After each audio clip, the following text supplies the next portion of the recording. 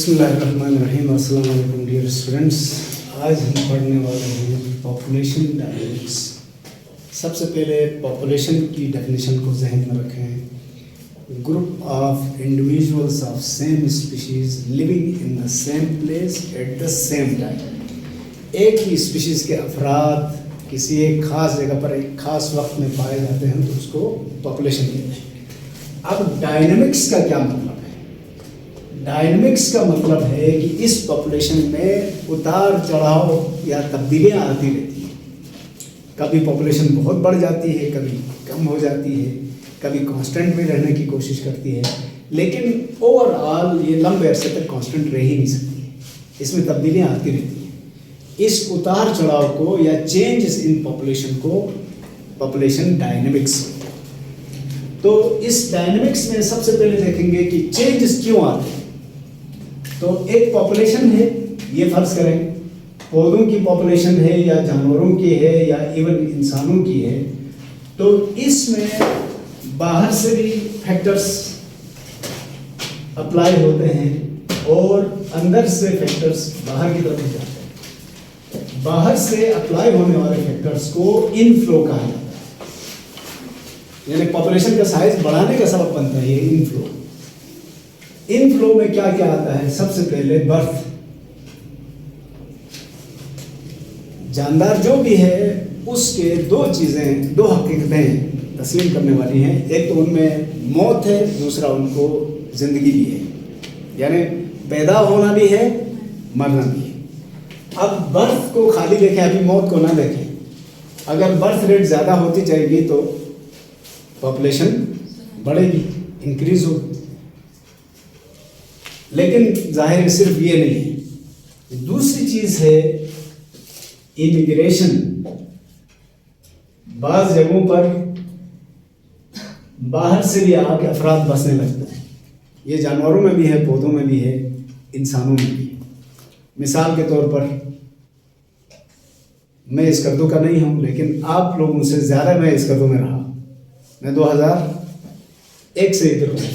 आपकी पैदाइश उस वक्त हुई नहीं होगी, तो आप मुझसे बाद में आए हैं, आप बाशिंदे हैं, सब कुछ है। तो मैंने देखा है इस कर्दू की आबादी इतनी नहीं थी शुरू में, और बड़े बड़े एरियाज खाली पड़े हुए थे, यहाँ कोई घर ही नहीं था। आज जब मैं किसी ऊंची जगह पे जाके देखता हूँ तो वो जो खाली जगह थी वो डेंसली पॉपुलेटेड हो गई। लोगों ने पहाड़ों पर चढ़ के रहना शुरू कर दिया। तो इस आबादी के इस हद तक इंक्रीज होने का सबब सिर्फ बर्थ रेट नहीं है, माइग्रेशन है। बाहर से अंदर आने को इमिग्रेशन कहते हैं। आप देखें इस कर्दू में हर वैली से लोग आए हैं। इस वैली से भी आए हैं, इस वैली से भी आए हैं, उस वैली, जितनी वैलीज यहाँ खुलती हैं उधर लोग आके वहाँ से लोग आए हैं इधर। तो इमिग्रेशन भी बहुत ज़्यादा हुई है। इसको एक और नाम भी दिया जाता है इमिग्रेशन से, अर्बनाइजेशन। शहर उस जगह को कहते हैं जहाँ मैक्सिमम फैसिलिटीज़ इजी अप्रोच में मौजूद हों, उसको शहर कहते हैं। तो यहाँ maximum facilities as compare to other valleys of Baltistan ज़्यादा है, इसलिए वैली के लोग इधर आते हैं। बच्चों की तालीम सबसे पहला इशू है आज का, तो यहाँ बेहतरीन तालीमी इदारे हैं, यहाँ बेहतरीन तालीम का माहौल है क्योंकि पुरअमन जगह है। बच्चे टेंशन फ्री होकर स्कूल आते जाते हैं, वरना यहाँ से चंद कदम पर गिलगित है, वहाँ हर शख्स नफ्सियाती दबाव में है। हालात आज ख़राब होंगे कि कल ख़राब होंगे महसूस नहीं करते हैं, फिर भी लाशऊर में वो प्रेशर मौजूद है जो तालीम के लिए जहर है। तो यहाँ तालीमी इदारे भी हुए, अमन सुकून भी हो गया, ट्रांसपोर्ट का कोई इशू नहीं है, होटल तंदूर सब करीब हैं, अस्पताल भी बड़े अच्छे दस्तयाब हैं। तो मैक्सिमम फैसिलिटीज़ इधर हैं, तो लोग आएंगे नहीं इधर। लेकिन पैदा होने वालों के लिए ये फिक्र नहीं है कि मैं कहाँ पैदा हो रहा हूँ, वहाँ चॉइस नहीं है। लकीली अगर आप शहर में पैदा हुए तो ठीक, नहीं तो आप किसी गाँव में भी हो सकते। तो birth rate plus immigration increases the volume of population. तो पॉपुलेशन को कांस्टेंट रहने न देने के ये दो फैक्टर हुए जो इनफ्लो फैक्टर्स थे। अब इसी तरह आउटफ्लो भी है। आउटफ्लो के भी कई फैक्टर्स हैं, बल्कि इसके ज़्यादा हैं। इसमें सबसे पहला नेचुरल डेथ, लेकिन आप याद रखें, अगर हम किसी भी आज के सिविलाइज्ड सिटी में डेथ रेट और बर्थ रेट को कंपेयर करें तो डेथ रेट कम है, बर्थ रेट ज़्यादा है। अस्पताल में रोज़ाना कितने बच्चे पैदा हो रहे हो, लेकिन डेथ रेट कम क्यों है? लाइफ एक्सपेक्टेंसी बढ़ गई और 50, 60, 70, 80 साल के बाद जाके किसी ने मरना होता है। हादसात में कभी कोई जवान मरा तो मरा, वरना नेचुरली उसने बहुत लंबी गुजारना है ज़िंदगी। तो पॉपुलेशन बहुत अरसे तक हाई रही, अगर डेथ उसको कम कर रही है। इसके बाद दूसरे हैं एक्सीडेंटल डेथ। एक्सीडेंटल डेथ की फिर कई अक़साम हैं। इसमें आप कह सकते हैं रोड एक्सीडेंट हैं, हादसात में लोग मरते हैं, इससे आबादी, और याद रखना है सिर्फ इंसानों की आबादी को जहन में नहीं रखना है कोई भी। इसमें एक प्रोसीजर है, कलिंग कहलाता है। कुछ स्पीशीज को चुन चुन के प्रेडेटर मारते हैं, जैसे हिरन है, किसी जगह हिरनों की आबादी है तो वहां प्रेडेटर चुन चुन के मारेंगे। चुन चुन के इसलिए कह रहा हूं, वो तो उसको तो हिरन चाहिए ना प्रेडेटर को, लेकिन उसकी आसानी से पकड़ में कौन सा ग्रुप आएगा? 3 एज ग्रुप्स आप जहन में रखें। छोटे बच्चे हैं, जवान ग्रुप है, बूढ़े हैं। तो या तो बीमार बूढ़े जानवर हिरन पकड़ा जाएगा, या जो छोटा बच्चा अभी पैदा हुआ है, समझ उसकी डेवलप नहीं है, ट्रेन नहीं है, वो मारा जाएगा। दरमियान का जवान तबका बहुत हद तक महफूज रहेगा। तो ये एक्सीडेंटल डेथ की एक टाइप थी कलिंग। इसी तरह डिजीज, बाज़ औक़ात बीमारियां फैल जाती हैं, उसकी वजह से भी अमवात हो जाती है। तो अमवात होने की वजह से क्या हुआ? पॉपुलेशन में कमी आएगी। तो आप जहन में रखें, इनफ्लो फैक्टर्स पॉपुलेशन में इजाफे का सबब बनते हैं, आउटफ्लो कमी का सबब बनते हैं, और आउटफ्लो हमें ज़्यादा नज़र आते हैं देखा जाए। इसके अलावा क्या है? इमिग्रेशन है, सॉरी ई माइग्रेशन। इसको भी इमिग्रेशन ही पढ़ते हैं, लेकिन आप अपनी आसानी के लिए आई से शुरू हो तो इमिग्रेशन, ई से शुरू हो तो ई माइग्रेशन कहें तो आसान हो, याद रखना। अब इस करतू से लोग बाहर भी तो जा रहे हैं ना। आपको हैरत होगी, गिलगित जाए, भरे पड़े, कोई कारोबार कर रहा है, कोई नौकरी कर रहा है, कोई होटल चला रहा है, कोई कुछ कर रहा है, कोई ट्रांसपोर्ट एजेंसी चला रहा है, कोई इवन ये ज़मीन की खरीद फरोख्त का कारोबार भी कर रहा है। गिलगित से थोड़ा और आगे जाएं, पिंडी पहुंचे, वहां कितने मिलेंगे आपको? बस्तियां बस गई हैं पूरी, बल्ती बस्ती के नाम से, पिंडी इस्लामाबाद। वहां से आगे लाहौर जाएं, उधर भी आपको बस्तियां नजर आएंगी। कराची जाएं, वहां बस्तियां नजर आएंगी। एबिसिनिया लाइन बहुत मशहूर है, वहाँ lines area, Balti community. Even Quetta जाएं, वहां भी आपको बल्ती मामबारगा, बल्ती कम्युनिटी नजर आएगी। ईरान जाए उधर नजर आएंगे, इराक जाए उधर। तो ये निकल भी तो रहे ना। तो जानवरों के साथ भी ऐसा होता है, उनकी भी कॉलोनीज मेन पॉपुलेशन से निकल के बाहर जाती हैं, तो ये पॉपुलेशन की तादाद कम करने का सबब बनती है। अब जरा सोचो, ये इनफ्लो भी इसी तरह है, ये आउटफ्लो ना हो तो इस पॉपुलेशन का क्या हाल होगा? तो पॉपुलेशन को बैलेंस रखने के लिए दोनों फैक्टर्स का होना चाहिए। ये डायनेमिक्स का असल सबब है। उसके बाद कैरेक्टरिस्टिक्स था, तो आपने कहा ये फॉर्मेटिव है तो हम छोड़ देते हैं इसको। अब आते हैं ह्यूमन इम्पैक्ट। इंसान ने खास तौर पर जो नेचुरल पॉपुलेशन थी जानवरों और पौधों की, उन पर बड़ा असर डाला है। तो क्या इंसान के पास इतनी फुर्सत थी कि ये दूसरे की पॉपुलेशन को भी डिस्टर्ब करे? असल में इसकी अपनी मजबूरियां हैं, इसका दिमाग है, इसका तजस्सुस है, क्यूरियोसिटी जो इसको आराम से रह रही है। हर जगह टांग अड़ा के, हर जगह कुछ न कुछ आल्टर करके इसने पॉपुलेशन को डिस्टर्ब किया है। ओवरऑल इकोसिस्टम में जितनी पॉपुलेशंस हैं उनकी डायनेमिक्स को इंसान चेंज करता रहा है। अब कैसे करता है? इसमें सबसे पहली चीज है हैबिटेट डिस्ट्रक्शन। फर्ज करें ये एक बिल्डिंग है, इसके सामने घास का लॉन है, काफ़ी बड़ा लोन है, आपने खरीदा वो लोन। खरीदने के बाद आप अपनी मर्जी की कोई बिल्डिंग खड़ी कर दें, तो आपने क्या ये सोचा इसका इकोलॉजी पर क्या असर होगा, यहाँ कोई जानदार रहता भी है कि नहीं? क्योंकि आपने मालिक से खरीदा है, अब आप मालिक हैं, आपकी मर्जी है, घर बनाओ, होटल बनाओ, गैराज बनाओ, आपकी मर्जी।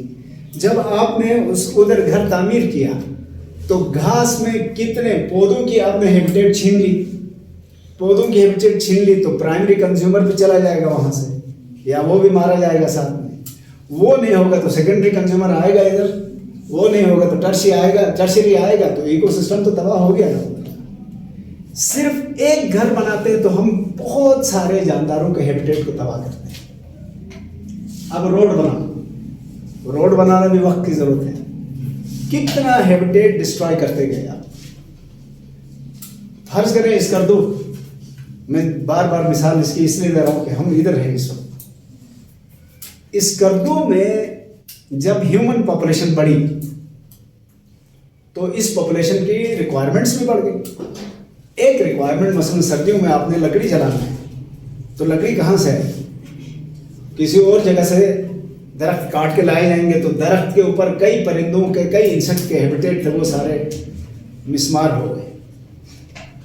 आप रोड बनाते हैं तब भी डिस्ट्रक्शन, घर बनाते हैं तब भी डिस्ट्रक्शन, फैक्ट्री बनाते हैं तब भी हैबिटेट डिस्ट्रक्शन, कोई खेत एग्रीकल्चर लैंड बनाते हैं तब भी हैबिटेट किसी न किसी का डिस्ट्रॉय, जंगल काटते हैं तब भी हैबिटेट डिस्ट्रक्शन, वहां से इवन कोई नहर खोदते हैं तब भी हैबिटेट डिस्ट्रक्शन। तो हैबिटेट डिस्ट्रक्शन का सबसे बड़ा जिम्मेदार इंसान है। हैबिटेट डिस्ट्रक्शन कहने की हद तक आसान सा लफ्ज़ है, इसका सेंसिटिव जुमला तो ये है किसी को बेघर कर देना, किसी के घर को तोड़ देना। हमारा घर कोई तोड़ दे तो हम किधर चले जाएं? अभी फ़लस्तीन की मिसालें आप देखते हैं, बच्चे कैंपों में, सरसरी पनागाहों में रिस्क पर जी रहे हैं। बारिश होए तब परेशान, बर्फबारी हो तब परेशान, गर्मी पड़े तब परेशान, सर्दी पड़े तब परेशान। फिर भी इतने लोग मरे, फिर भी इंसान का ये हाल है, तो बाकी किसी बेज़बान जानवर और बेदिमाग पौधे का क्या होगा? तबाही मच जाती है। तो habitat destruction is the first cause of population changes, population dynamics, decrease in the number of population. दूसरा है पोल्यूशन, इंसान ही जिम्मेदार है इसका भी। वजह क्या है? आप जरा जानदारों पर निगाह डालें, हर जानदार क्रिएटर ने जिस तरह से बना के उसका माहौल के साथ जो रिलेशनशिप कायम किया था उसी पे आज भी कायम है। गाय मिल जाए तो घास खाती है, पानी पीती है, आगे थोड़ी देर साये में बैठ जाती है और दिन को किसी बाड़े में या किसी पनाहगाह में छुप जाती है। यही रूटीन है उसका। वो जाके किसी के हैबिटेट को डिस्ट्रॉय नहीं करती, वो किसी कोई रोड नहीं बनाती, तामीरात नहीं करती, कुछ भी नहीं है। सिर्फ इंसान वाहिद मखलूक है जिसने रोड बना के ट्रांसपोर्ट चलाना शुरू किया। ट्रांसपोर्ट का जो एग्जॉस्ट है वो सबसे बड़ा पोल्यूटेंट बना हुआ है इस वक्त दुनिया का। गाय घास अंदर लाके नहीं खाती है, घास यहाँ है उधर जाके खा के उधर फिर से छोड़ के वापस आ जाती है। हम क्या करते हैं? सारा सामान घरों के अंदर ले आते हैं। तो सामान लाने के लिए हमने प्लास्टिक का इंट्रोडक्शन किया। शापर चाहिए था, हल्का भी, सस्ता भी, मजबूत भी। इवन हमारी 2 रुपए की टॉफी भी रेपर में है, तो वो रेपर तो हम खाते नहीं है ना, तो ला के फेंक देंगे। च्युइंगम चबा के बबल्स बना के थोड़ी देर में वो भी बाहर फेंका। तो ये ट्रेश कितना फैला हुआ है। आप अपने शहर का जरा सर्वे करें, इस एंगल को जहन में रखें, फिर आपको नजर आएगा कि पोल्यूशन का वाहिद जिम्मेदार इंसान है। एयर पोल्यूशन, बुखारी जलाई क्या करे, गरीब आदमी क्या करे, ये बहुत मशहूर जुमला है हमारा।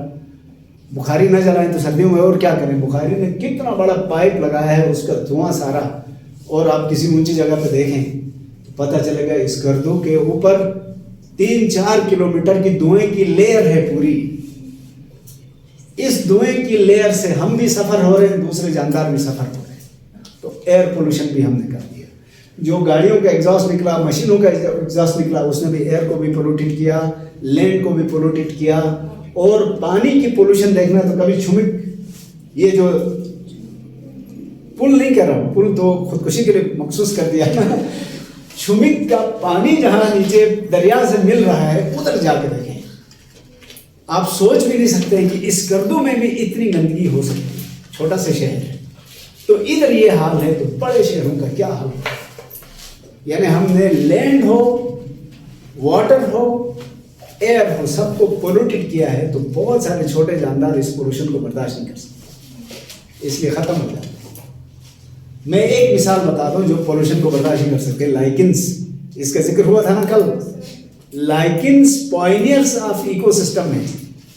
ये आपको ऊंचे पहाड़ों में नजर आएंगे, नीचे इधर हमारे पत्थरों में क्यों नहीं है। पोल्यूशन को बर्दाश्त नहीं कर सकते। ये यहाँ जितने थे वो खत्म हो चुके हैं, पहाड़ों पर अभी सिसक रहे हैं, क्योंकि हमने पहाड़ों पर भी तो गाड़ियां ले जाना चाहा है। ले जाते हैं, ऊंचे ऊंचे पहाड़ बनाए, रोड बनाए हैं, तामीरात की हैं, होटल बनाए हैं। देवसाई का पानी साफ तरीन था, उसके पानी के किनारे आपने series chain of tent hotels लगा दिए। पानी तो सबसे नीचे है, आप उधर बाथरूम बना लें, कुछ भी करें, सीपेज होकर वो वेस्ट तो सारा उधर जाएगा ना पानी। और वो पानी वहाँ से घूम के इंडिया जाके फिर हम तक पहुँचता है। हम साफ पानी समझ के उसको पी भी लेते हैं और वजू भी कर लेते हैं। यानी हम अजीब मखलूक हैं, एक तरफ से गंदा करके दूसरी तरफ से इस्तेमाल भी करना चाहते हैं और उम्मीद रख रहे हैं कि साफ मिले। तो बहरहाल पोल्यूशन बहुत तबाही का सबब बनता है पॉपुलेशन के। पोल्यूशन के बाद तीसरा है क्लाइमेट चेंज। आज की दुनिया का सबसे बड़ा मौजू ये है। दो फिनोमेना हमने इस साल देखे। आप सेकेंड ईयर में पूरा एक चैप्टर है, इस पर बात करेंगे, अब मैं मुख्तसर कर रहा हूं। एक मंजर हमने गर्मियों में देखा था, जब बाबूसर में क्लाउड बर्स्ट, ग्लोफ, जो नाम हमने सुने नहीं थे वो आज सुन लिए, देख भी लिया। पहाड़ों को ऐसा लगता था गुस्सा आया, इतनी बारिश होती है। कल ही मैं गिलगित हो गया हूँ, ये जो इस्तक नाले का वो होटल और वो मंजर देख के मैं हैरान हूँ। बहुत अरसे के बाद मैं गया था, जहाँ चलता फिरता, या आप कह सकते हैं बहुत रश वाली जगह, वहाँ चंद पत्थर पड़े हुए। कोई सोच भी नहीं सकता है इतना सा पानी गुजरने वाला नाला इतना बिफरेगा। वो होटल वाला बता रहा था 3 मंजिल उसके कमरे थे, सारे कमरे छत तक रेत से भर गए थे। 2 महीने लगे हैं वो रेत निकालने में। एक साइड पर, एक साइड का तो कुछ नहीं बचा, पुल के ऊपर से गुजरा है। हालांकि इस वक्त जाके देखो तो कोई मानेगा ही नहीं, इतना नीचे इतना भरा हुआ नाला ये कहां से आया। ये तो क्लाउड बर्स्ट और ये जो क्लाइमेटिक चेंज है इसका असर। और क्लाइमेट क्यों चेंज हुआ, फिर पोल्यूशन, छेड़छाड़। दूसरा जो मंजर हमने अभी देखा है, आपकी नजरों से गुजरा होगा, रूस और अमेरिका में इस वक्त 200 साल रिकॉर्ड टूट गया बर्फबारी का। बिल्डिंगें बर्फ के नीचे गायब हो गई और लोगों ने बर्फ, घर के छत की बर्फ नीचे गिरा के, वो छत से ऊंचा हो गया था तो उधर ही स्लाइड्स बना लिए थे बच्चों ने। गाड़ियां रुक गई, सब कुछ। तो ये क्यों हो रहा है, पहले नहीं हो रहा था, आज क्यों हो रहा है? क्योंकि क्लाइमेटिक चेंजेस आ रहे हैं। और सेकेंड ईयर में मैं फिर वादा करता हूँ आप पढ़ेंगे तो आपको नेचुरल फिनोमेना भी है जो बहुत स्लो है। सबसे क्विक जो है 26,000 साल में एक चेंज आता है, वरना 40,000 साल भी लगते हैं। लेकिन आज इंसान की एक्टिविटी की वजह से क्लाइमेटिक चेंज बहुत क्विक हो गया है। बहुत जल्दी जल्दी ये तमाशे हमें देखने को मिलेंगे। तो इसलिए अब हमने कोर्स में भी शामिल कर दिया फटाफट। अब इसकी तरफ तवज्जो देने लगे, लेकिन तवज्जो देने का अभी ये पहला मरहला है जो किताबों में है। इसको अमली जामा पहनाने तक और कितने भयानक मनाजिर हम देख चुके हो, बहुत खतरनाक हो। उसके बाद है over exploitation. Over exploitation, resources का नाजायज इस्तेमाल करना शुरू किया है, गुंजाइश से ज्यादा इस्तेमाल करना शुरू किया हमने।